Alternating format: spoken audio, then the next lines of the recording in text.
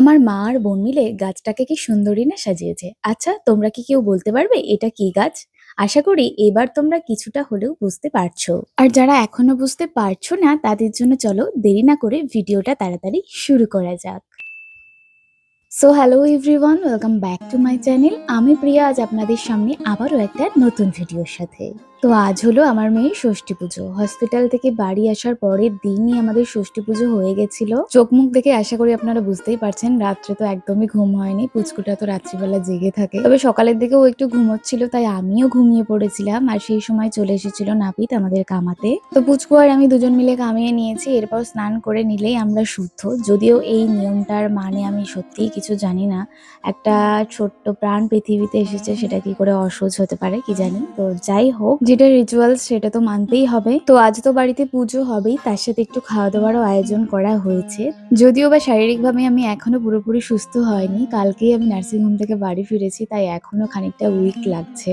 তবে মনের দিক থেকে আমি কিন্তু একেবারে সুস্থ আর একদম চাঙ্গা রয়েছি। তাই যতটা পারবো চেষ্টা করব আপনাদের সামনে সবকিছু উপস্থাপন করার। তো ভুল ত্রুটি আপনারা অবশ্যই মার্জনা করবেন, আর ব্লগটা কিন্তু অবশ্যই শেষ অবধি দেখতে থাকবেন। কামানোর শেষে আমি কিন্তু স্নান সেরে নিয়েছি, আর মা এখন আমাকে আলতা পরিয়ে দিচ্ছে। ও বাড়ি থেকে শাশুড়ি মা নতুন শাড়ি, সায়া, ব্লাউজ এগুলো এনেছিল, তো সেগুলো পরেই এখন আমি পুজোতে বসে যাব।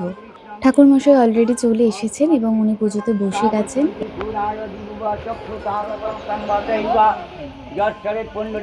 সবার অভ্যন্তর বসতে না পারলে কি আর নিয়ে আসতে দাও। হ্যাঁ, ওই তো হলো আর কি। আম বিষ্ণু বিষ্ণু দাদা দাদা মা গো মা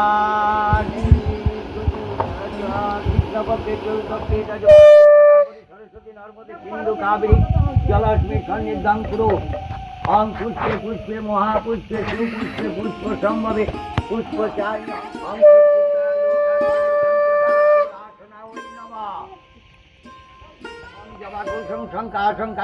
মহাগতিম ধন্তারিং সর্বপাপগ্নপনতস্মি দুরাকরম।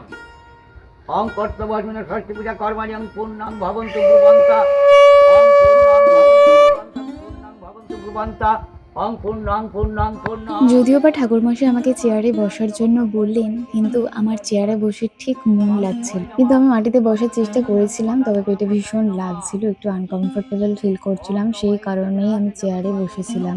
তবে চেয়ারে বসে সেই শান্তিটা পাচ্ছিলাম না, তাই জন্য কিছুক্ষণ পর আমি কিন্তু মেঝেতে বসে পড়েছিলাম। ওম অচ্যুতাং পুণ্ডরীকাক্ষং নৃসিংহদৈত্য মধুসূদনা ঋষিকেশ জনার্দন নম নারায়ণ বিষ্ণবে নমঃ। এই যে এবার আমি নিচেতে বসে পড়েছি। যদিও প্রথমে একটু কষ্ট হয়েছিল বসতে, কিন্তু এখন একদম ঠিক আছে, আর মন থেকেও ভীষণ শান্তি লাগছে। তো ঠাকুরমশাই আমাকে একটা রিচুয়ালস পালনের কথা বললেন, সেটাই এখন কাজল লতা দিয়ে করা হচ্ছে। বাইরে পুজো হচ্ছে, আর ওদিকে রান্নাঘরে কিন্তু মা, বোন, আমার আরেকটা মাসির মেয়ে সবাই ব্যস্ত রয়েছে রান্না বান্নায়। আর আপনারা অনেকে হয়তো মনে করতে পারেন যে যার জন্য এই পুজো সে কোথায়। অ্যাকচুয়ালি আমাদের মধ্যে কিন্তু মাকেই পুজোতে বসতে হয়, সেই কারণে আমার পুচকুকে ছাড়া আমি একাই পুজোতে বসেছি, আর আমার সোনাকে নিয়ে শাশুড়ি মা ঘরের মধ্যে রয়েছেন। একুশটা যে জায়গা দিয়ে আমি দাগ দিই ওই জায়গায় একবার নিলে একই জায়গাতেই পড়ে যাবে। আগে যদি একুশটা সন্তান সেই জন্য এক জিনিস করে আমি বেশ বুঝতে পারি এমন একটা অন্যায়। এবার হলুদ দেব। আমাদের মধ্যে কিন্তু এভাবেই পুজো করা হয়। আপনাদের কাদের কেমন রিচুয়ালস আছে অবশ্যই আমাকে কমেন্ট করে জানাবেন, আমার খুব ভালো লাগবে। আপনারা তো যারা আমার আগের ভিডিও দেখেছেন সকলে জানেন, মা কিন্তু আমার সাথে নার্সিং হোমেই ছিল এই 3টে দিন।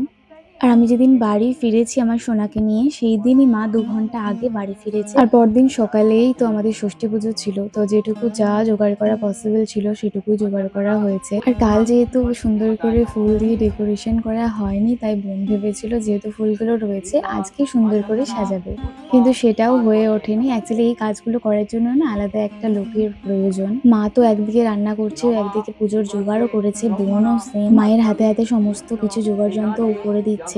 তার সাথে বাজার হাট করাও কিন্তু ওরই দায়িত্ব, তো সেই কারণে এগুলো আর করা হয়ে ওঠেনি। আমিও বারণ করছিলাম যে এসবের কোনো প্রয়োজন নেই, কারণ এরপরেও রান্না বান্না রয়েছে, সবাই চলে আসবে একটু পরেই। তাই মন থেকে নিষ্ঠা ভরে সুন্দর করে পুজোটা হোক, যাতে আমার সোনাটা সুস্থ থাকে, তাহলেই হবে।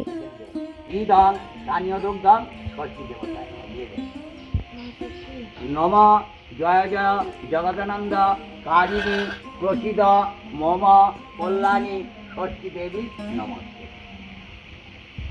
ব্যাস। তো আমাদের পুজো কমপ্লিট হয়ে গেছে, এবার আমি ঘরে চলে যাচ্ছি। আর ওই যে দেখতে পাচ্ছেন আমার শাশুড়ি মায়ের কোলে রয়েছে আমার সোনা মা। তো আমার মা এবার আমার ছোট্ট সোনামাকে একটু শান্তির জল ছিটিয়ে দিল, আর ওকে দেখুন দিব্যি ঠাম্মির কোলে ঘুম দিচ্ছে।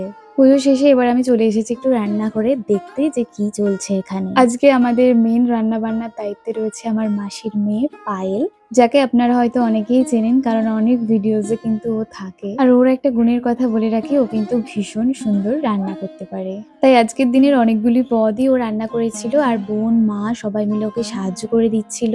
এই যে এখন আপনারা যে ডেলিশিয়াস এঁচোড় চিংড়িটা দেখতে পাচ্ছেন, এটা কিন্তু পায়েল রান্না করেছে, যেটা খেতে দুর্দান্ত হয়েছিল। আর আমি যেহেতু বেবিকে ব্রেস্ট ফিডিং করাবো, সেই কারণে কিন্তু আমাকে ঝাল মশলা এই জাতীয় খাবার একটু এড়িয়ে চলতে হবে। তো সেই কারণে সমস্ত রান্নাই খুব সিম্পল ওয়েতে রান্না করা হয়েছিল।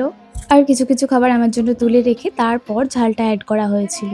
যেহেতু আমি ওইদিকে পুজোয় ব্যস্ত ছিলাম আর সবাই আজকে ভীষণ ব্যস্ত, তাই জন্য সমস্ত ক্লিপ কিন্তু নেওয়া হয়নি। যেটুকু যা পসিবল সেটুকুই কালেক্ট করে আমি একটা সুন্দর ব্লগ বানিয়ে রাখলাম, যাতে পরে মন চাইলেই আমি এটাকে দেখতে পারি। কারণ সদ্য মা হওয়া একটা মেয়ের কাছে এই দিনগুলো যে কতটা স্পেশাল, সেটা যারা মা হয়েছে তারা খুব ভালো করেই জানে। সেই কারণেই কষ্ট হলেও এই ব্লগগুলো করে রাখা, যাতে পরে চাইলেই আমি এগুলোকে রিকল করতে পারি। আপনারা অনেকেই হয়তো বলতে পারেন বাড়ির মধ্যে এভাবে কেন পুজোটা হলো। অ্যাকচুয়ালি আমাদের বাড়ি থেকে ষষ্ঠীতলা কিন্তু অনেকটাই দূরে, তাই এই অবস্থায় আমার পক্ষে ওখানে যাওয়া তো পসিবল নয়। সেই কারণেই মা বাড়ির মধ্যেই সুন্দর করে এই গাছটাকে বসিয়েছিল, তাই বাড়িতেই ভালোভাবে পুজোটা হয়ে গেল। সিম্পল ভাবে একটু গাছটাকে ডেকোরেট করা হয়েছিল, যার কারণে গাছটাকে দেখতে আরো ভালো লাগছিল। যাই হোক, ষষ্ঠী মাতা আমার সন্তানকে ভালো রাখুক, সুস্থ রাখুক, এটাই এখন আমার একমাত্র চাওয়া। তো চলুন, আমি আবারও একটু রান্নাঘরে চলে এসেছি। এখন কিন্তু পাবদা মাছের ঝোলটা রান্না হচ্ছে, আর একদিকে হচ্ছে চাটনি। যেহেতু আজ ষষ্ঠী পুজো হলো, সেই কারণে সকাল থেকে আমি না খেয়ে দিয়ে কিন্তু পুজোটা কমপ্লিট করেছি। তাই ওরা সকলে মিলে খুব তাড়াহুড়ো করে রান্নাটা করছে, যাতে আমি তাড়াতাড়ি খেয়ে নিতে পারি। যদিও আমি চাইছিলাম মা বোনদের সাথে একসাথে খাওয়া দাওয়াটা করবো, কিন্তু মা ভীষণ বকাবকি করলো, তাই আমি খেতে বসে গেছি। চলো মেনুটা একটু তোমাদের বলে দিই। রয়েছে 5 রকমের ভাজা, ডাল, পায়েলের হাতের দারুণ শুক্তো, এঁচোড় চিংড়ি, পাবদা মাছ আর রুই মাছ, সাথে চাটনি, পাঁপড়, দই, মিষ্টি, এগুলো তো রয়েছে। চলুন এবার জমিয়ে খাওয়া দাওয়াটা করে নিই, তারপর বেবিকেও ফিট করাতে হবে। জানি আমাকে একটু অগোছালো লাগছে, তবে কি আর করা যাবে, নতুন মা হয়েছে তো এখনো সবকিছু গুছিয়ে উঠতে পারছি না। আজকের ভিডিওটা এই অবধিই থাকছে, আপনাদের সাথে দেখা হবে খুব তাড়াতাড়ি পরবর্তী ভিডিওর সাথে। সকলে খুব ভালো থাকবেন, সুস্থ থাকবেন। টাটা।